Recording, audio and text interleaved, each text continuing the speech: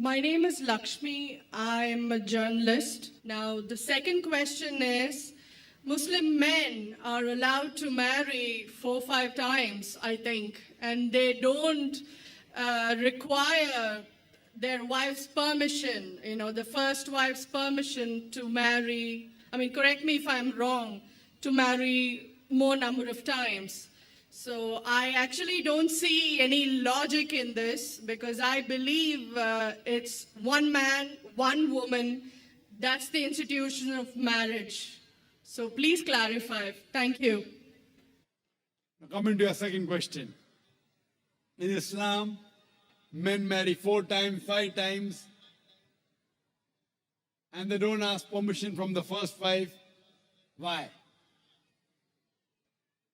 As far as polygyny is concerned, a man having more than one wife, Islam is the only religion, and Quran is the only religious scripture on the face of the earth which says marry only one. There is no religious scripture besides the Quran. I'm a student of comparative religion, which says marry only one. There is no verse in the Bible, no verse in the Bhagavad Gita, no verse in the Veda which says marry only one except the Quran. If you read the Hindu scriptures in Ramayana, the father of Sri Ram, how many wives did he have? How many wives? More than one? More than one. 3 wives. Fine. Shri Krishna, according to Mahabharata, how many wives he had? Unlimited. Not unlimited. You don't know scripture well. No. Did he have 4 wives? No. I have no idea. Not 4, not 100, not 1,000, 16,108 wives. How many wives he had? 16,108. So why can't we Muslims have 4? What's the problem? When Sri Krishna can have 16,108 wives, why can't we have 4?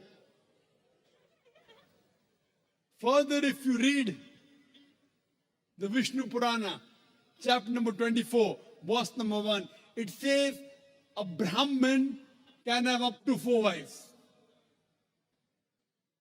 If you read the Jewish scriptures, it gives you permission to have as many wives as you wish. If you read the Christian Bible, it gives you permission to have as many wives as you wish. If you read the Bible, Abraham had 3 wives. Solomon, how many wives he had? He had 700 wives.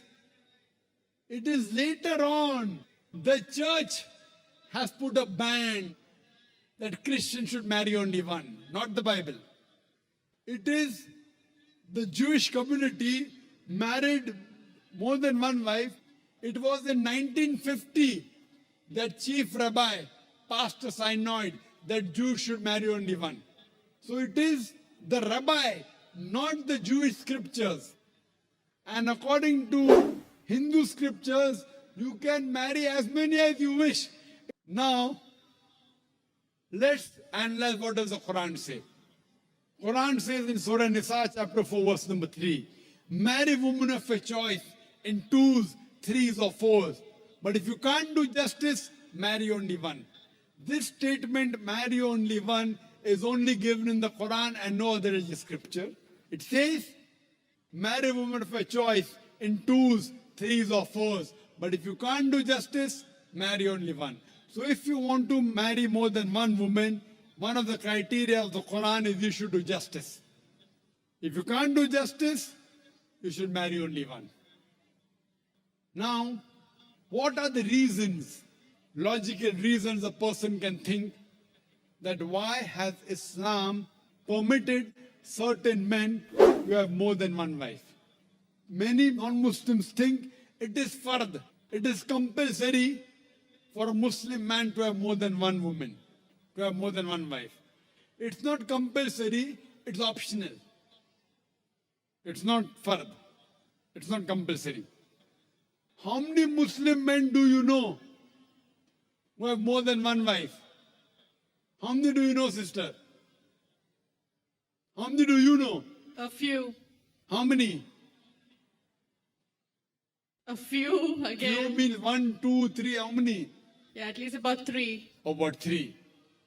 Have you heard of Dharminder? Yeah. How many wives he has? 2. Muslim or non-Muslim? Non-Muslim. Non-Muslim. Now let us understand what are the logical reasons. Come back to logic now. Now, by nature, if you ask any medical doctor, he will tell you male and female are born in equal proportion. Girls and boys are born in equal proportion. But any medical doctor, any pediatrician, any children doctor will tell you that the female sex, the female child is stronger than the male child. That's the reason there are more deaths in the male children as compared to female children. So in children's age itself, the female children are much more than the male children. As life goes on, there are people dying due to accidents, due to alcoholism, due to war. There are more males dying as compared to females. Today, if you analyze in the world, there are more females in the world as compared to males. There are few third world countries like India where the male population is more than the female population. And do you know why? The reason is because of female feticide and female infanticide. If you see the rest of the world, if you see New York alone, there are 1 million females more than males. In USA alone, there are 7.8 million females more than males. In UK alone, there are 4 million females more than males. In Germany alone, there are 5 million females more than males. In Russia alone, there are 9 million females more than males. And God alone knows how many millions of females are more than males throughout the world. Suppose I agree with your philosophy, sister, you said, one man, one woman.